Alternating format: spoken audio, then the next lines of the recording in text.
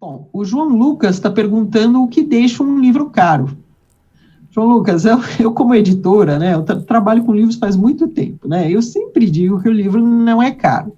Tem gente que fica chocado, né, mas sinceramente, para mim um livro excelente, maravilhoso, com o qual você vai passar horas e horas, e que depois de lido não desaparece, você pode emprestar para alguém ou guardar ou ler depois, você já vai pagar 50, 60 reais, para mim você está pagando pouco, tá?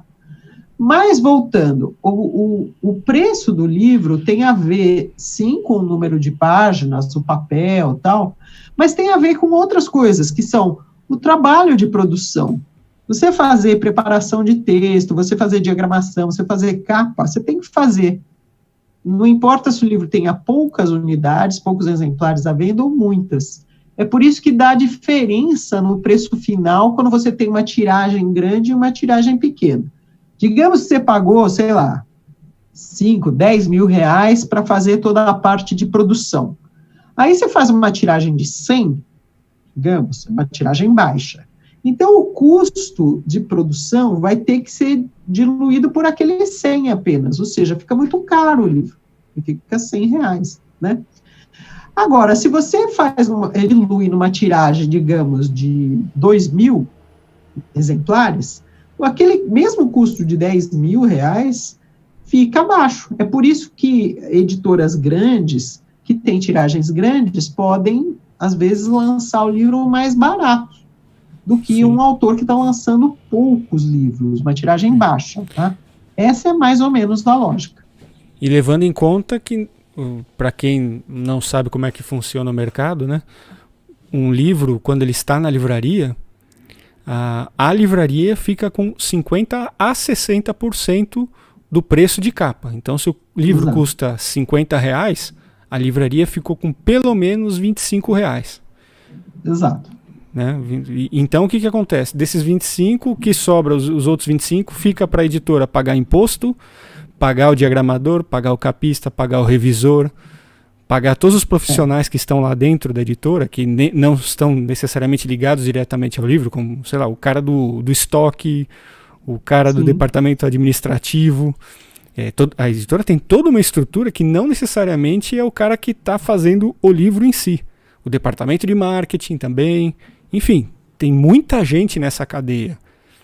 E ainda a livraria ainda fica com 50% disso daí, né?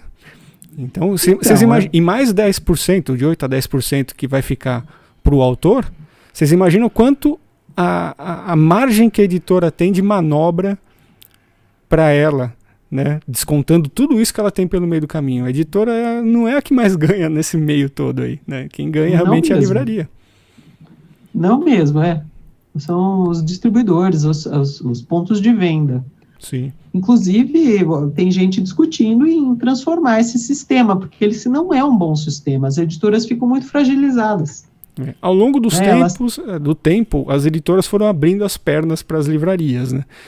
Foram ficando cada vez mais reféns, e as livrarias cada vez maiores, megas, né? Elas foram adquirindo muito poder e monopólio. Então, elas começaram a fazer as editoras de reféns, né? Porque, veja, uma editora, para ela conseguir recuperar os custos que ela coloca num livro, recebendo apenas metade, né, 50% do preço de capa ou menos, é muito difícil. O risco de publicar livro fica muito alto com esse tipo de custo de colocação na praça, né? É por isso que as editoras, inclusive, selecionam tanto, né? Elas não têm margem de manobra para arriscar mais. Porque o livro tem que dar retorno. Se o livro não der retorno, e a editora tiver, sei lá, muitos livros em seguida que não deem o retorno, ela quebra. É bem problemático. E best-seller, né, Laura, não é um negócio que você estala o dedo e sai, né? Muitas vezes o editor compra apostando naquele livro e aquele livro não pega. Isso acontece, aliás, para um acerto tem vários erros no meio do caminho. Aí. Sim.